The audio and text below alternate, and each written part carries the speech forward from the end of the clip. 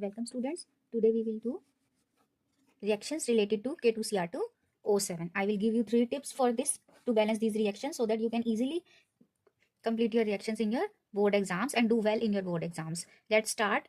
First of all, calculate the oxidation state of chromium in this reaction. What will be the oxidation state? 2 potassium into each carries plus 1 positive charge. 2 chromium, we are taking chromium as X, plus 7 into each oxygen minus 2 and equal to 0.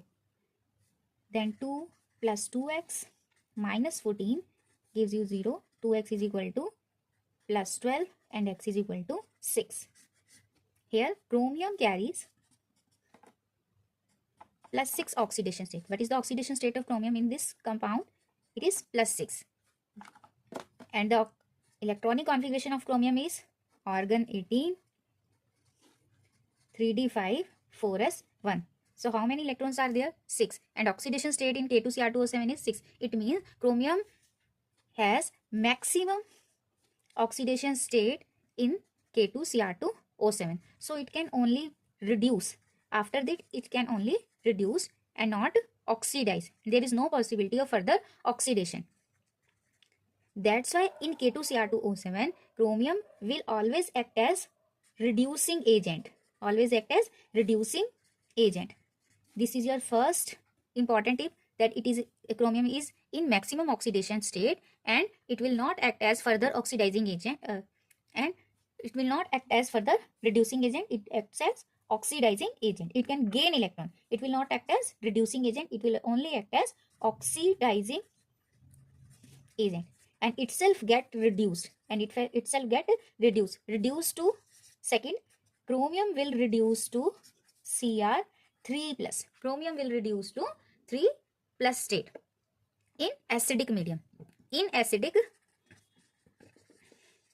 medium, right? So other compounds that can reduce K2Cr2O7 to Cr3 positive are, for example, it will oxidize Fe2 to Fe3, Sn2 plus 2, Sn4 plus, and I negative to I2. Next is SO3 2 negative to SO4 2 negative, H2S to S2 negative, right? It can oxidizes all these to this.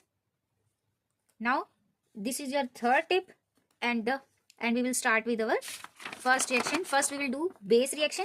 Fourth and important tip for this reaction, always remember the base reaction. Chromium will be dissociated into 2K positive plus Cr2O7 2 negative. Okay. Then base reaction, we will balance the base reaction in ionic form. In ionic form, Cr2O7 2 negative. What it will give? Cr3 positive. Okay. Now count how many oxygens are there in case of dichromatin. 7 oxygens. Then you have to do nothing. Directly place 7 H2O here. The number of oxygens present here, only you have to place accordingly number of water molecules here. And now how many hydrogens are there? 7 to 14. Then you have to place 14 H positive here. Clear? Check. 2 chromium, then place 2 here. Then 2, 2, 7, 7 and 14, 14. This is, I can write it. Okay, clear? Atoms are balanced. Now charge balancing. What is the oxidation state of chromium here? Plus 6. From plus 6, 1 chromium, it goes to plus 3 oxidation state. So how many electron exchange is there? 3. For 2 chromium, how many electrons? 6 electrons. Now check what is the charge. 14 plus 2 minus 12, 12 minus 2, 6 or 2 3 6. Plus 6 here, plus 6 here. Charge is balanced. Then remember this base reaction.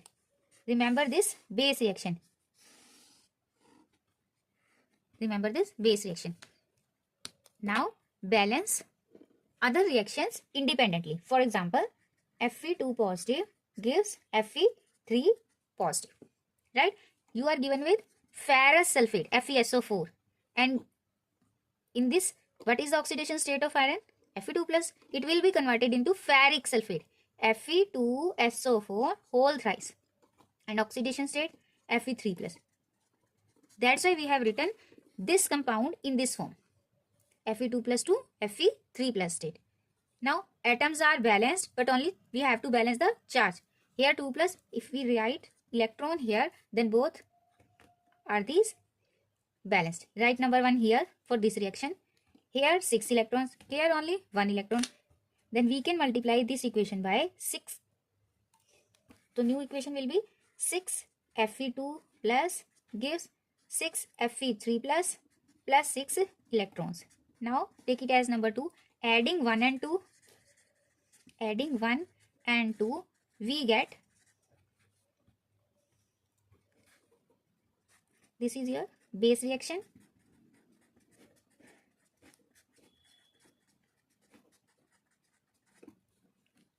This is 6 Fe2 plus gives 6 Fe3 plus 6 electrons. Electrons are cancelled out, and now total Cr2O72 negative plus 6 Fe2 positive plus 14 H plus give rise to 2 chromium 3 plus 6 Fe3 plus 7 H2. This is your balanced equation for ferrous to ferric. Clear है सबको? क्या किया हमने? सबसे पहले आप note करेंगे कि जो डाइक्रोमेट आयन है इसकी ऑक्सीडेशन स्टेट कितनी है 6, और डाइक्रोमेट के अंदर क्रोमियम के अंदर इलेक्ट्रॉन्स होते हैं कितने 3d5 4s1. It mean 6 electrons present है. मैक्सिमम जितनी इसकी ऑक्सीडेशन जा सकती थी क्रोमियम की 6 गई है, तो मैक्सिमम ऑक्सीडेशन स्टेट पे है. अब ये फर्दर ऑक्सीडाइज नहीं हो सकता. ये क्या हो सकता है? रिड्यूस. ये क्या हो सकता है? रिड्यूस हो सकता है, और नॉट ऑक्सीडाइज, और ऑक्सीडाइज नहीं हो सकता. इसलिए ये हमेशा क्या एक्ट करेगा? ऑक्सीडाइजिंग एजेंट, और इटसेल्फ गेट रिड्यूस. ये हो जाएगा. अब उसके बाद in acidic medium second tip क्या है हमारी कि ये कन्वर्ट किस में होता है? In acidic medium dichromate ion converts into chromium 3 positive ion. Chromium 3 में कन्वर्ट होता है, और इसको ऑक्सीडाइज कौन कौन से आयन्स करते हैं? कौन से हम ले सकते हैं जो जिनको ये ऑक्सीडाइज कर देता है? Fe2 फेरस सल्फेट या फेरस का साल्ट होगा, it will be converted into ferric salt, या ferrous sulphate to ferric sulphate.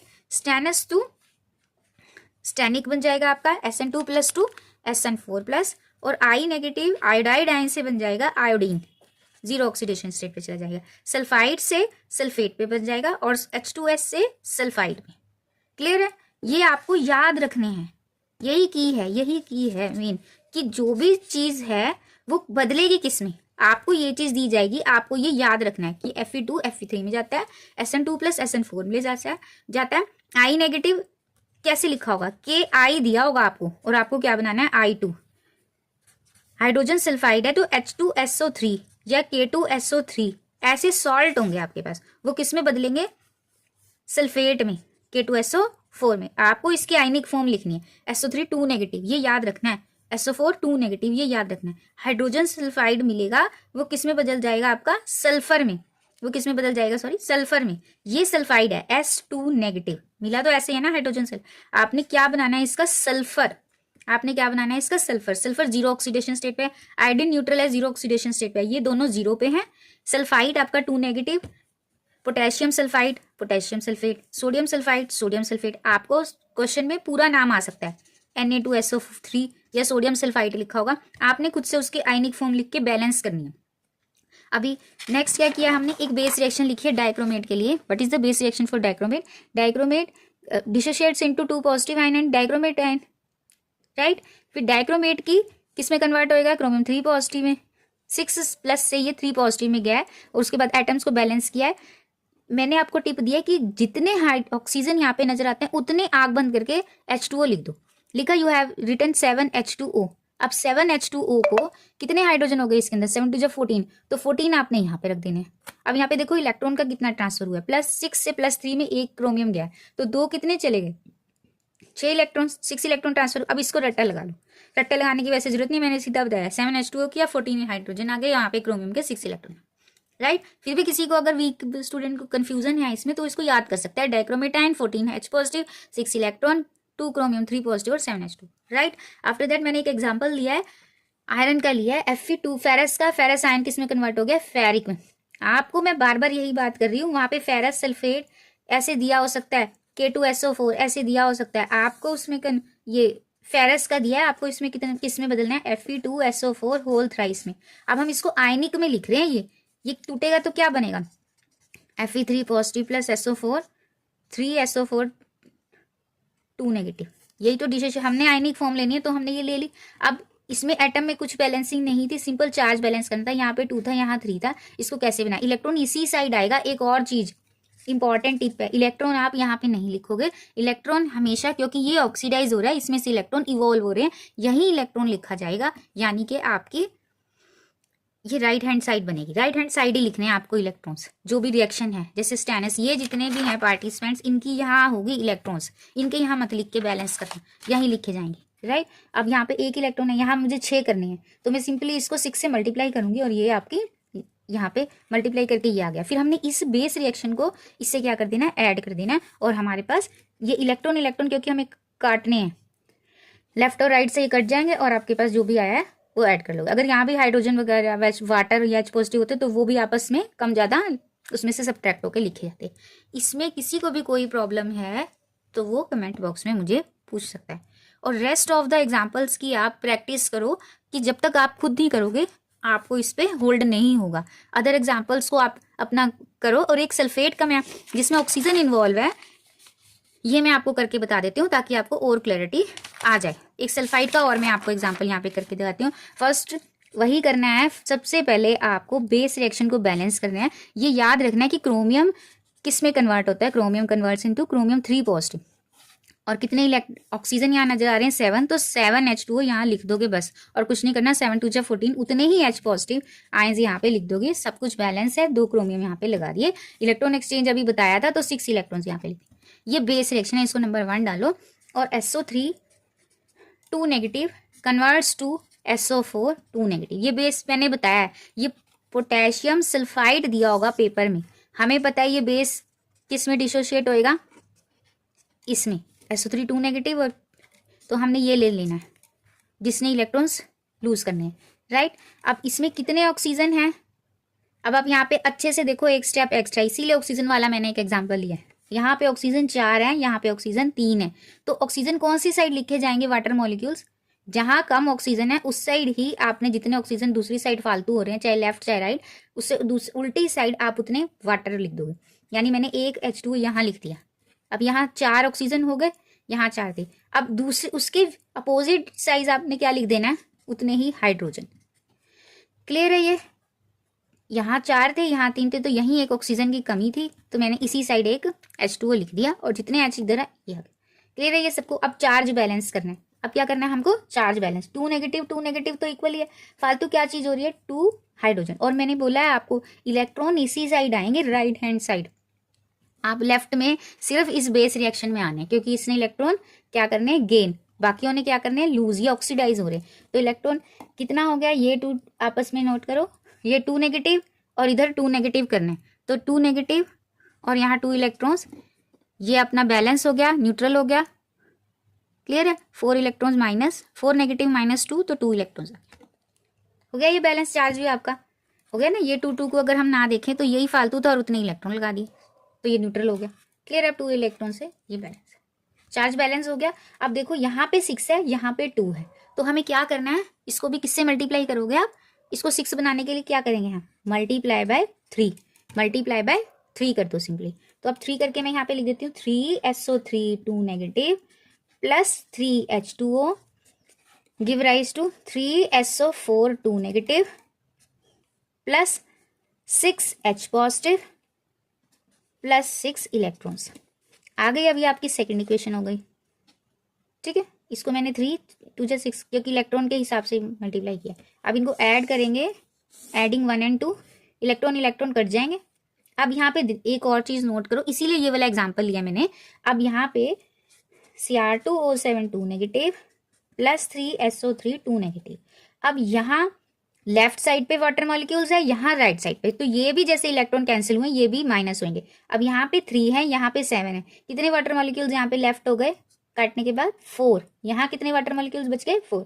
अब यहाँ 14H है, यहाँ पे 6 है, तो 14 माइनस 6 कितना बच गया 8। तो आप यहाँ पे लिखोगे 8H पॉजिटिव, 8H पॉजिटिव, कितना रह गया 8H पॉजिटिव। इलेक्ट्रॉन्स को कैंसिल कर दो, ये भी कैंसिल हो गए, इधर आ गया क्योंकि, और ये भी कैंसिल हो गए क्योंकि इधर बच गए। तो ये हमारा आ गया 2Cr3 positive plus 3SO4 2 negative, और यहाँ पे कितने बचे हैं 7 में से 3 इलेक्ट्रॉन जाने, ये 3 वाटर मॉलिक्यूल जाने पे 4 plus 4H2। Right student, so practice rest of the examples with dichromate in acidic medium. Remember, in acidic medium.